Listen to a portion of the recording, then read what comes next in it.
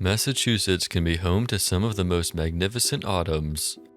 This year was no exception. Traveling east from Spencer, the bus passed acres upon acres of untouched forests, all in the colors of brilliant reds, yellows, oranges, golds, and purples. I was on my way to Elmridge to meet an old friend of mine, someone I haven't seen in at least 3 years.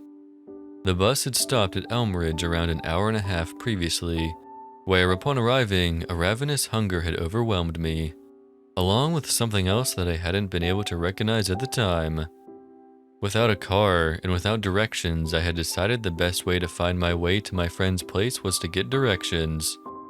With little pleasure, I had found out the hard way that the people of Elmridge did not take too kindly to out-of-towners. So the next best thing, I figured, was to wing it. Do nothing but walk around town and hope I find the right house. I know the address at least, 28 Walnut Circle. Well, I found it at 8:30 at night. Dinner was good as leftovers get. Sleep was fitful, as I couldn't shake the damned feeling of being watched all night.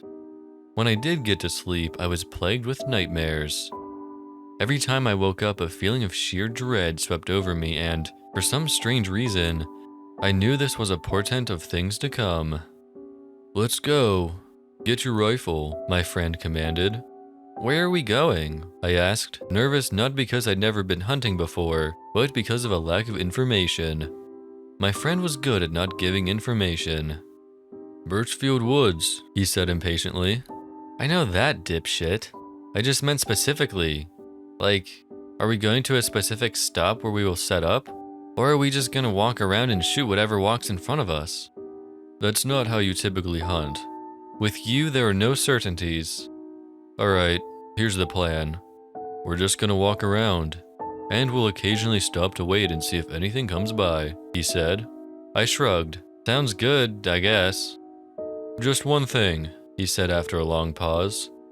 "If we get separated, keep running. You might end up at a cabin, and if you do, get inside as fast as possible." "What?" "Don't ask questions. Let's go," he said in a suddenly brighter tone. Believe it or not, about 2 hours later a dense fog rolled in, and not long after that we got separated. Completely ignoring what my friend had said, I just walked, calling out his name, hoping for a response. I was growing desperate and it was growing dark. Running out of hope, I started heeding my friend's advice and started running in a full sprint. The next thing I knew, I was on the ground, blacked out. As I came to, a low growling could be heard from the bushes directly adjacent to me. Startled and jumping up to my feet, the bushes started rustling. The growling grew louder as I drew my sidearm, a Smith & Wesson .38 Special. However, I knew it wouldn't do a thing. Terror settling in, I ran straight in the other direction with the growls growing dimmer. Then a sudden shriek, louder it seemed than anything I had heard before, emanated from above, and as I looked above, all I saw was a gray-black mass practically flying from tree to tree above. I saw the cabin about 170 yards ahead, and I gave it all I got in a desperate effort to get to the cabin. Adrenaline pumping through my veins, I remember nothing after that, just waking up in the cabin. My friend was looking at me with a worried face. "I thought you were dead," he said in a somber tone. "What the fuck's happening?" "Like hell I know. All I remember is after you came barreling through the door, I looked out the window and it was just pacing, waiting. I'll go check if it's still there," he said as he got up. "Whatever," I said glumly. He threw open the window and the shutters, and not even a minute afterward, a small choking noise came from him. Worried, I suddenly walked up to him and hesitated. I knew something was wrong, and I somehow knew what I was about to see would be the most fucked up thing I would ever see in my entire life. My hands were shaking. I pulled my friend back and, to my shock, found that he had no face. It looked as if it had just been ripped off. Chunks of flesh hung, hanging. Veins and arteries were still bleeding. The blood making a gross pip sound as it hit the wooden floor. I was terrified, but I was even more scared to look up, out through the window, because I knew it would be there. I couldn't help but look up. and I was not shocked to see it staring back at me, mouth agape and a mass of flesh in its hands. It seemed to revel in what it had done. I couldn't tear away from its gaze. Then, in an act of instinct, I slammed the shutters and windows shut and got into the furthest corner of the cabin.